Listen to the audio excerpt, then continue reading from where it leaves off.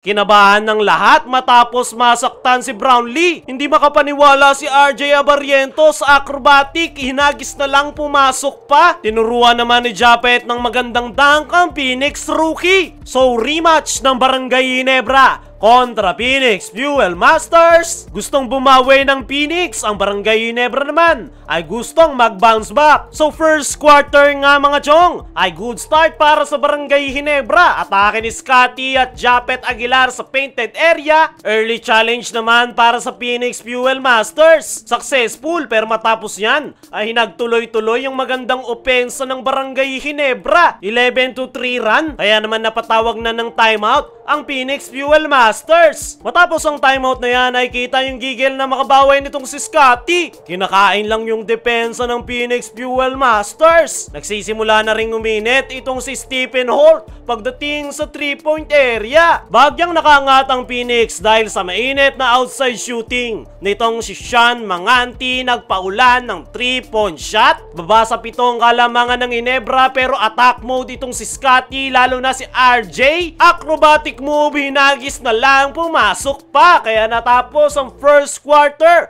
36-24, 12-point lead para sa Barangay Ginebra. Second quarter, Phoenix naman ang may magandang simula sa pangunguna nitong si Kai Balungay. Nakikipagsabayan, pinakita pa ang kanyang 100 dunk, baba sa 6 ang kalamangan ng Barangay Ginebra. Pero agad nga yang sinagot nitong si Japet Aguilar. Pinakitaan ng mas magandang dunk ang Phoenix rookie. Madalang pa sa dalaw yung opensa ng Phoenix. Bagya namang nasaktan itong si Justin Brownlee matapos tamaan ni Scotty. Kaya naman take over mode itong si Japet at Scotty Thompson para sa Barangay Ginebra. Grabing energy yung pinapakita ng dalawang veterano. Japet Aguilar nag-alapelita Corrales, iniwas na depensa. Kaya naman natapos ang first half 61-45, 16-point lead para sa Barangay Ginebra. Leading scorer si Japet with 17, kasama niya si Scotty with 16. Sean Manganti at Brandon Francis naman sa Phoenix Fuel Masters. Pagpasok ng third quarter ay parehong nag-struggle ang dalawang kupunan, lalong-lalo na ang Phoenix Fuel Masters. Gumamit na ng gulang si Scotty para sa unang puntos ng kanyang kupunan. Mini-run naman ang sagot dyan ng Phoenix sa pangunguna nitong si Jason Perkins. Nangangalabaw na sa ilalim, tinuro pa si Japet. This time, tumumal naman yung opensa ng Barangay Ginebra at hindi nga nila mapigilan itong si Jason Perkins na nananalasa sa ilalim. Kaya naman, napilitan ng pumwersa nitong si Justin Brownlee sa ilalim. Humihiga pa sa ere. Biglang init naman itong si RJ Abarrientos. Nagpaulan ng sunod-sunod na 3-point shot. Bagya namang nagkainitan nitong si LA at Brandon Francis. Nanatili pa ring mainit si RJ, napakabilis. Natapos ang third quarter